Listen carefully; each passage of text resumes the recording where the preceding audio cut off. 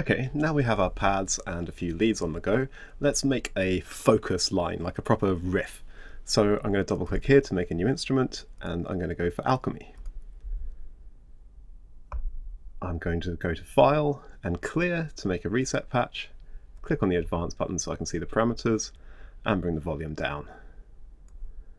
So to begin with, I'm just going to have a couple of notes that are looped. So I'm just going to press V to hide the plugins. I'm going to right click, create an empty MIDI region, zoom in, holding down Control and Alt, and dragging over the region I want to see, and drawing in a few notes. So I'm going to go to F sharp. I'm just going to draw in two notes here, a short one and a longer one. And this time I'm going to change the loop length so that it's only 3/16 long, and press L. What this is doing is looping just 3/16 over the sequence so you get a syncopated sound. And I'll press play so you can hear what I mean. You can't really hear it properly, so let's open up Alchemy. And the reason that it sounded like a continuous tone is because the release is quite high, so the sound is fading out.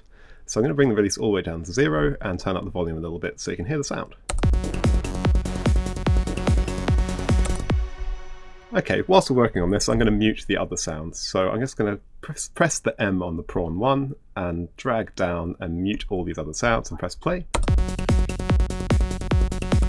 Okay, let's make this a little bit more interesting. So I'm going to click A to see the advanced parameters for this oscillator.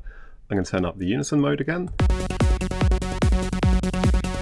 And actually, let's move him down to a lower octave. So I'm going to select the notes, and by pressing Shift and Alt and down, it moved the whole sequence down an octave for me. So that's Shift and Alt, and you can click up and down, and it moves the notes an octave. That's a bit more beefy. So open up the synth. And then let's get an interesting filter moving along with this sound. So I'm going to go for a bandpass. And I put it about in the middle. And it'd be good if it had a bit of motion to it. So first I'm going to turn up the resonance to give it a little bit more emphasis around the cutoff frequency. And also turn up the drive to give it a bit of drive. Now to make this cutoff move up and down, I'm going to use an LFO. So I'm going to right hand click, add modulation, and use LFO 1. This opens up the LFO here, and if I press play, you can hear that it's making this LFO trigger every time the note is being pressed. So if I turn the trigger off here and press play, you can hear that the LFO is making this cutoff move up and down in a 4/4 rhythm. So it's doing it quite a lot. It's making it go all the way to the top and all the way to the bottom. I can control the depth of this LFO using this knob here. When I drag it down, you'll see that this yellow bar gets bigger and smaller, which shows you how much this LFO is affecting this cutoff parameter. Let's make it affect a little bit more. And then I'm just going to change the rate. So I'm going to pull this down so it's a little bit slower.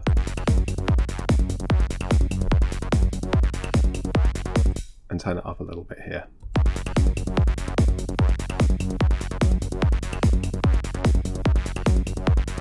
Okay, that's sounding pretty interesting, but let's add another filter effect. So I'm going to click on the effects section just down here and go to the multi-mode filter. So this adds another filter after all of the things that we've done here. I'm going to change the mode to the comb negative. Now a comb filter is lots and lots of filters moving at the same time. And if I turn up the feedback, you can hear what it's doing.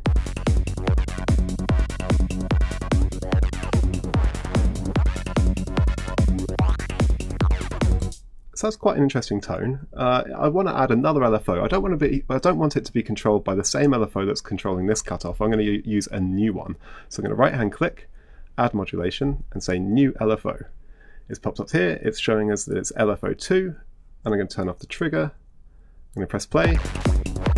Instantly you can hear it's really crazy. So I'm going to turn the depth down. Pulling it down, you can see that the yellow region here is getting smaller. And I'm going to change the rate, make it really quite long.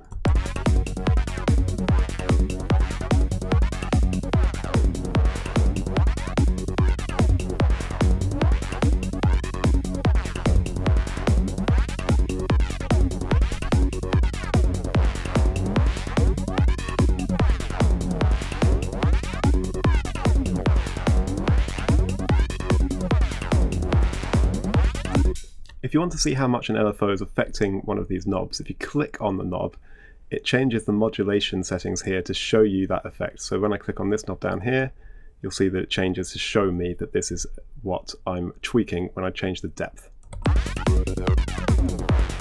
And maybe let's try a slightly more interesting wave shape. So we've got a default sine wave here. By clicking either on here or using these arrows, I can change the shape of the LFO.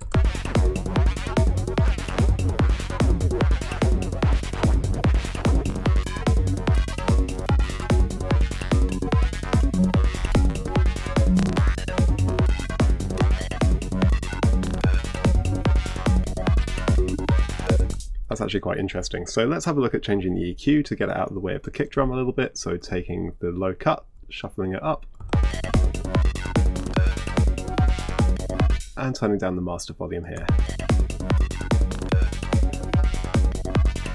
And just so we can hear what's going on, I'm going to close these plugins and I'm going to scroll up and I'm going to mute everything but the kick and the bass.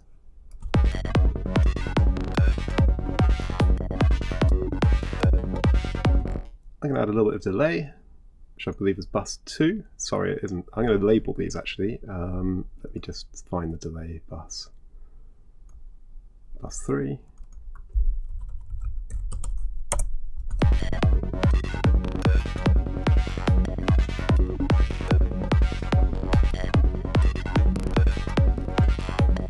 If I deselect anything in here by clicking in the empty region and press Z, it will zoom to show us exactly the entire arrangement that we have. I press P, and then press Z again, and you can see that it nicely fits everything in.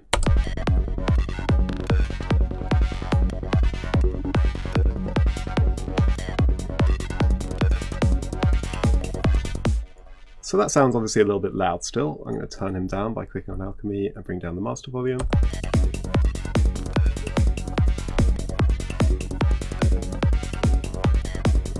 So that's really interesting, but perhaps to get it out of the way of the percussion, I'm going to use the same LFO here to control the pan to make it move left and right. So I'm going to right hand click on the pan, add modulation, LFO, I'm going to use LFO 2. By default, you'll see it makes it pan all the way hard from left to right. That's probably going to be a bit extreme, so I'm going to drag the depth down, so it's only wiggling the pan a small amount.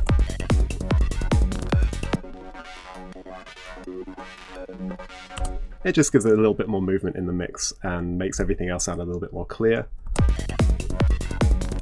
I'm going to unmute these other sounds.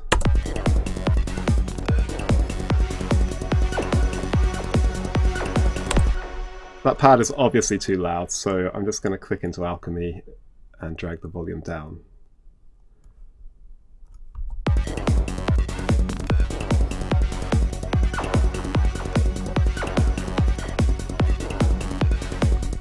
And turn up this Alchemy synth that we just created a little bit more.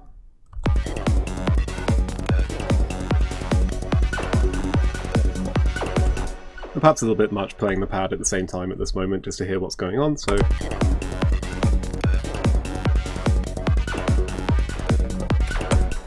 the Alchemy sound is really good, but it's getting a little bit lost in the mix, so I'm going to compress it a bit. So go to the Dynamics and Compressor. Let's see how it sounds using the default settings. We can see that it's not really moving this meter much, so by bringing the threshold down, we'll see that the compressor acts more on this sound. By clicking on the graph button here, you can see what effect the compressor is having. So at the louder moments, it's pulling the volume down.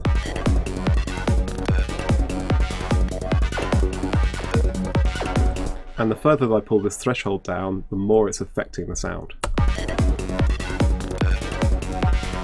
If I turn the compressor off, it's significantly quieter. And if anything, it's a little bit too loud, so I'm going to pull this gain down a little bit.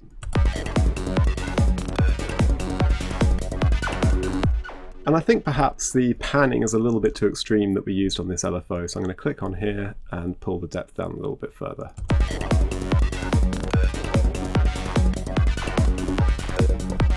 That seems to be holding together a bit better. I'm going to turn up the resonance on this bandpass just to make it a little bit more pokey as well.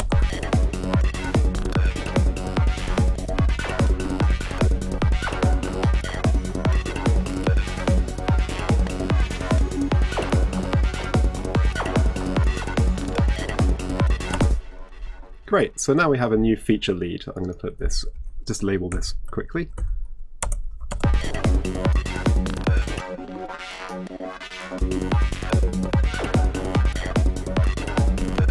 And perhaps this comb filter is overwhelming the sound a little bit. If I turn the mix down, it will affect it less.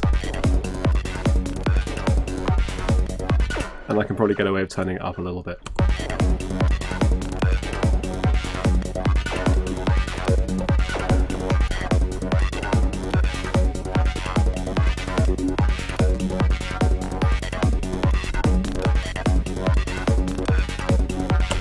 Okay, that's sounding pretty cool. So let's move on to the next part.